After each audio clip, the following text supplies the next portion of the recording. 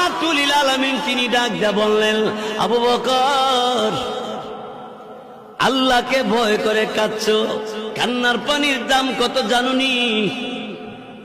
চোখের পানির দাম কত জানেননি?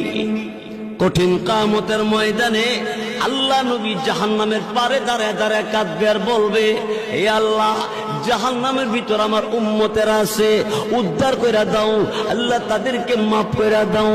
আল্লাহ রাব্বুল আলামিন, আমার আল্লাহ তাআলা জিবরাইল ফেরেশতাকে বলবে, জিবরাইল, আমি আল্লাহর কুদরতি দরবারে পানির পাতিল আছে, পানির পাতিল নিয়ে যাও, আমার নবীর কাছে নিয়ে দিবা, নবীকে বলবা এই পাতিলের পানিটা জাহান্নামের ভিতরে ছেড়ে দেওয়ার জন্য।